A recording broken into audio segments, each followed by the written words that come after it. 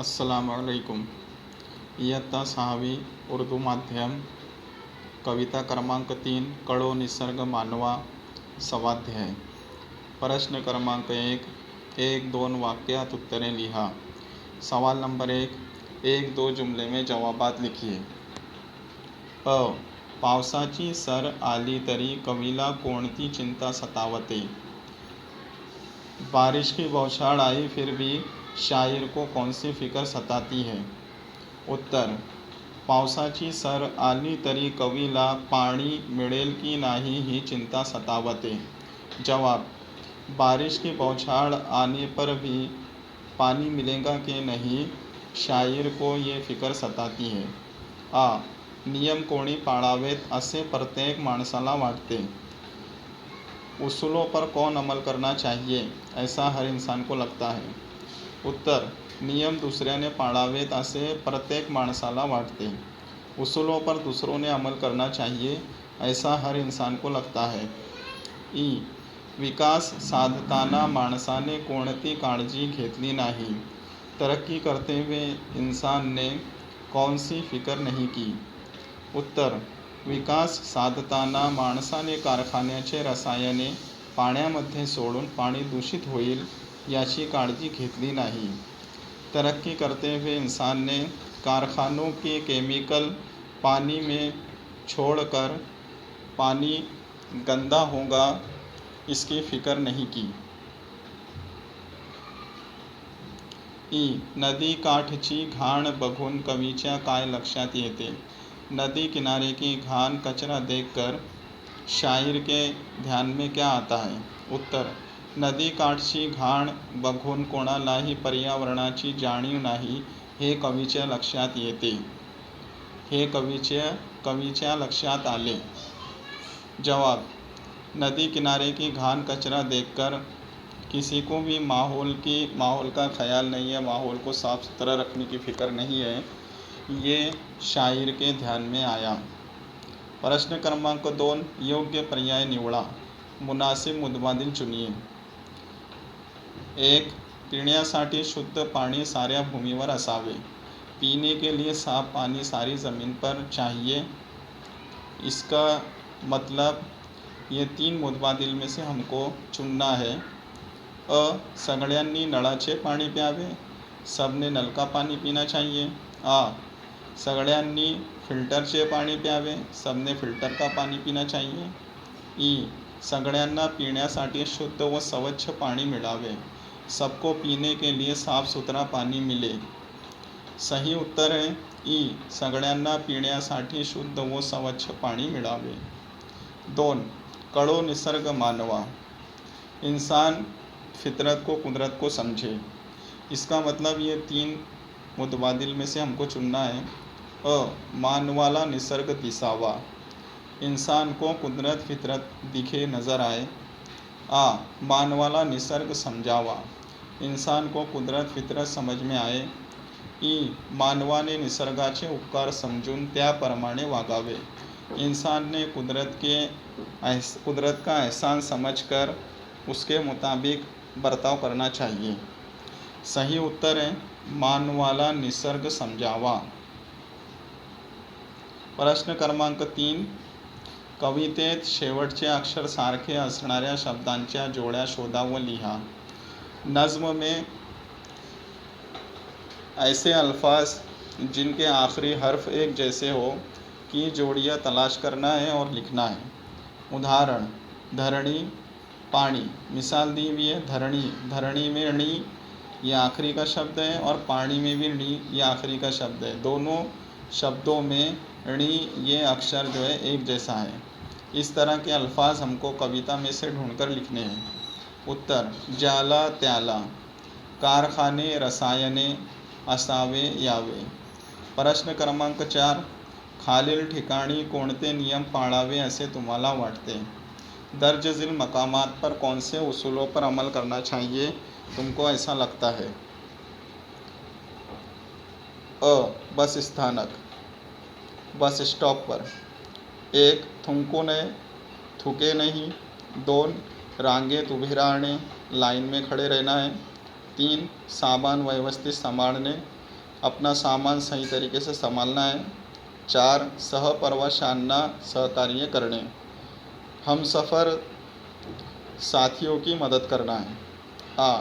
रस्त्यावरचा signal, रास्ते पर का जो सिग्नल होता है उस वक्त हमको कौन से उसूलों पर अमल करना है। 1 लाल सिग्नल असताना रास्ता ना ओलांडणे, अगर लाल सिग्नल शुरू है तो रास्ता पार नहीं करना है। 2 हिरवा सिग्नल असताना जा ये करणे, हरा सिग्नल अगर शुरू है तो आना जाना करना है। 3 नंबर फुटपाथवरून चालणे, फुटपाथ पर से चलना है। 4 डाव्या बाजूने चालणे, 4 नंबर क्या है, बाएं बाजू से चलना है। वर्गातून मैदानावर जाताना, क्लास में से मैदान पर जाते हुए कौन से उसूलों पर अमल करना है। 1 शिस्त पाळणे, यानी सलीकामंदी रखना है। 2 रांगेत जाणे, लाइन से जाना है। 3 शिक्षकाच्या सूचनेप्रमाणे वागणे, उस्ताद के टीचर की दी हुई हिदायत के मुताबिक बर्ताव करना है। प्रश्न क्रमांक 5 खालील शब्दात लपलेले शब्द शोधा, यानी दर्ज झील अल्फाज में छुपे हुए लफ्ज़ तलाश करें। उदाहरण मिसाल जैसे रसायने, ये एक शब्द है, इसमें कौन कौन से अल्फाज छुपे हुए हैं, रसा, साए, सार, साने। इसी तरह दर्ज झील अल्फाज में जो अल्फाज छुपे हुए हैं उनको लिखना है। पर्यावरण, पर्यावरण में पर, पण, वर, वर्ण, रण, वरण, ये अल्फाज है। विकास, विका, कास, वीस। राखायचा, राखा, खारा, खाचा, चारा, चाखा, चाय, खायचा। आपण समजून घेऊया, खालील परिच्छेद वाचा, दर्ज झील पॅराग्राफ पढे। आईने राजूकडे पाहिले, राजू गाढ झोपला होता, आईला राजू कधी उठतो असे झाले होते, तेवढ्यात ताई आली, ताईने राजूला उठवले। माँ ने राजू की तरफ देखा, राजू गहरी नींद में था, माँ को राजू कब उठेगा, माँ को ऐसा लग रहा था। इतने में बड़ी बहन आई और बड़ी बहन ने राजू को उठाया। वरील परिच्छेदात आई, राजू, ताई हे शब्द वारंवार आले आहेत। ऊपर के पैराग्राफ में आई, राजू, ताई ये अल्फाज बार बार आए हैं। या शब्दांऐवजी दुसरे शब्द वापरून तयार केलेला परिच्छेद वाचा। इन अल्फाज की जगह दूसरे अल्फाज इस्तेमाल करके तैयार किया गया पैराग्राफ पढ़े। आईने राजूकडे पाहिले तो गाढ झोपला होता, तिला तो कधी उठतो असे झाले होते, तेवढ्यात ताई आली, तिने त्याला उठवले। माँ ने राजू की तरफ देखा, वो गहरी नींद में सोया हुआ था। अब यहाँ पर राजू लफ्ज़ इस्तेमाल नहीं किया गया, उसके जगह पर तो ये लफ्ज़ इस्तेमाल किया गया है। तिला तो कधी उठतो असे झाले होते, माँ सोच रही थी कि ये कब उठेगा, तो यहाँ पर आई की जगह पे तिला लिया गया है, यानी उसे ऐसा लग रहा था कि ये कब उठेगा, ऐसा लग रहा था कि वो कब उठेगा। तेवढ्यात ताई आली, तिने त्याला उठवले। तिने पहले पैराग्राफ में हमने देखे कि ताई यहाँ पर भी इस्तेमाल किया गया था और यहाँ पर भी इस्तेमाल किया गया था, लेकिन अब यहाँ पर इस पैराग्राफ में ताई की जगह पर तिने इस्तेमाल किया गया है। तेवढ्यात ताई आली, तिने त्याला उठवले। इतने में बड़ी बहन आई, उसने उसे उठाया। आई, राजू, ताई या नामांऐवजी आपण, तेथे, तो, तिला, तिने, त्याला असे शब्द वापरले आहेत। या शब्दांना सर्वनाम म्हणतात। आई, राजू, ताई इन इस्म की जगह हमने तेथे इस्म की जगह तो, तिला, तिने, त्याला, वो उसको, उसने, उसको ऐसे अल्फाज इस्तेमाल किए हैं। इन अल्फाज को सर्वनाम यानी ज़मीर कहते हैं। मी, आम्ही, तू, तुम्ही, आपण, तो, त्याच्या, त्याला, त्याने, आमच्या, ते, त्या, तिची ही सर्वनामे आहेत। ये सब ज़मीर है, सर्वनाम है। सर्वनाम यानी ज़मीर। मी यानी मैं, आम्ही यानी हम, तू यानी तुम या तू, तुम्ही यानी तुम या आप, आपण यानी हम, तो यानी वो, लेकिन ये मुज़क्कर के लिए इस्तेमाल होता है। और ती यानी ये भी वो, और ये मुअन्नस के लिए इस्तेमाल होता है। त्याच्या, उसका, लेकिन ये मुज़क्कर के लिए इस्तेमाल होता है। त्याला, उसको, ये भी मुज़क्कर के लिए इस्तेमाल होता है। तिला, उसको, ये मुअन्नस के लिए इस्तेमाल होता है।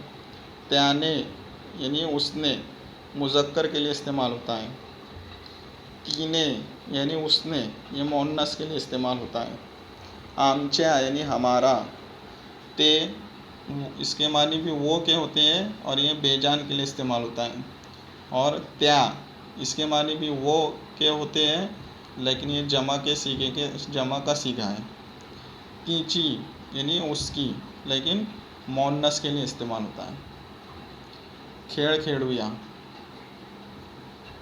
खेल खेलेंगे। दिलेल्या आकृतीमध्ये योग्य शब्द लिहून शब्द डोंगर तैयार करा। दी हुई शक्ल में मुनासिब लफ्ज़ लिखकर अल्फाज का पहाड़ तैयार कीजिए। शब्द डोंगर यानी अल्फाज का पहाड़।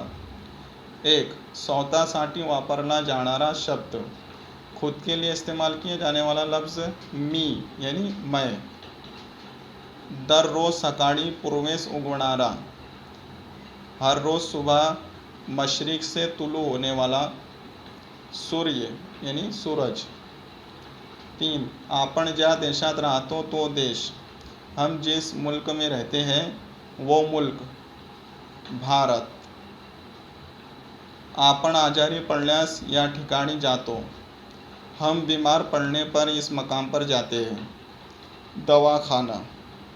पक्ष्यांच्या पंखांचा आवाज़, परिंदों के परों का आवाज़, फड़फड़ाहट। ठीक है, अस्सलाम वालेकुम।